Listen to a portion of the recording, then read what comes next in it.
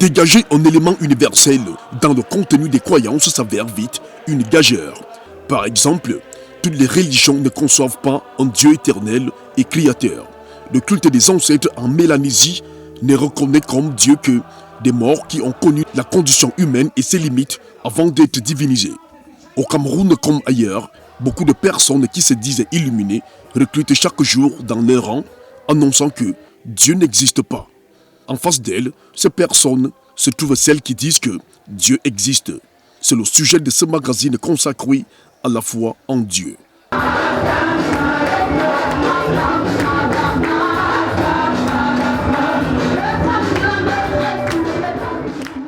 Cathédrale de la foi et Koumdoum.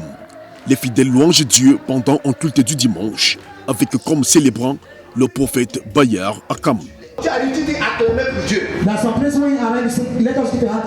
Tu vas voir deux veuves de l'église acclamer comme ça aussi.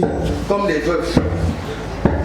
Mais si tu dis acclamer pour l'homme de Dieu, le prophète des nations, les traîtres, tu vas voir. Ils sont chrétiens et croient à l'existence de Dieu créateur et éternel. Une forme de théisme dit que, même si Dieu existe, il a créé l'homme pour qu'il cultive le jardin d'Éden et qu'il le garde, pas pour être placé au rang de Dieu. Le prophète Bayar Akam pense le contraire. Il est important d'abord de comprendre le contexte de la création. Dieu crée l'homme et crée cet homme qu'on appelait Adam.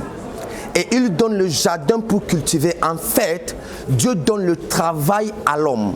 Pourquoi? Parce qu'il n'y a pas d'avenir sans productivité. Il faut absolument du travail pour qu'il y ait futur. C'est dans ce contexte que Dieu donne le travail à l'homme. En ce qui concerne la consommation du fruit de l'arbre de la connaissance du bien et du mal, le prophète Bayar Akam accuse l'irresponsabilité de l'homme. Il est anormal que le serpent, c'est-à-dire un visiteur, arrive dans un foyer. Au lieu que l'homme va rencontrer le visiteur, c'est plutôt la femme qui se retrouve en train de rencontrer le visiteur. C'est pour cette raison beaucoup de foyers ici dehors se retrouvent dans les périls. Pourquoi? Parce que la femme donne des réponses aux choses qu'elle ne devrait pas donner des réponses et l'homme se retrouve en arrière, là où il devrait être en premier plan. Dieu avait pourtant dit à Adam que s'il mange le fruit de l'arbre placé au milieu du jardin, il mourra à coup sûr. Mais le serpent avait dit à la femme qu'ils ne mourront pas. Ils seront plutôt comme Dieu, connaissant le bien et le mal. Et c'est ce qui était arrivé. Dieu avait-il menti à l'homme? Dieu est Dieu. Il n'y a point en lui de mensonge, ni de possibilité de mensonge. Il a créé l'homme pour être son vis-à-vis. Mais dans le jardin d'Éden, il y avait la possibilité pour l'homme de manifester sa liberté parce que le plus grand don de Dieu à l'homme, c'est la liberté. C'était à l'homme de choisir d'être vis-à-vis de Dieu ou d'être ce qu'il est devenu par la suite à cause de son péché. C'est la liberté qui a été ainsi mise à l'épreuve. Dieu n'a pas menti, Dieu n'est pas un homme pour mentir. De quelle liberté parle-t-on ici? Selon Jean-Paul Sartre, l'homme est libre, l'homme est liberté. Si d'autre part, Dieu n'existe pas, nous ne trouverons pas en face de nous des valeurs ou des ordres qui légitimeront notre conduite. Ainsi, nous n'avons ni derrière nous, ni devant nous, dans le domaine lumineux, des valeurs, des justifications ou des excuses. Nous sommes seuls, sans excuses. Et là, on se perd en conjecture entre Jean-Paul Sartre qui dit que, sans Dieu, l'homme est condamné à être libre, et le pasteur Ngolo qui dit que le plus grand don de Dieu à l'homme, c'est la liberté. Tel que Dieu voulait sa relation avec l'homme, il voulait que l'homme ne connaisse que le bien. En mangeant le fruit de l'arbre interdit, l'homme connaît désormais le bien, il connaît désormais le mal. En mangeant le fruit de l'arbre interdit, l'homme vit, mais il mourra aussi. C'est ainsi la loi.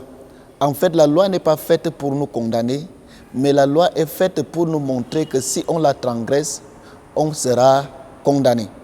L'homme a été créé pour être le vis-à-vis de Dieu. Il devait vivre avec Dieu dans le jardin, en toute félicité. Mais il faut comprendre quelque chose dans le règne spirituel. Il y a ce qu'on appelle la mort physique et la mort spirituelle. En ce temps-là, Adam était déjà mort spirituellement. Parce que après que Adam ait donné le nom de toutes les différentes espèces que Dieu avait créées, Dieu a approuvé l'œuvre d'Adam.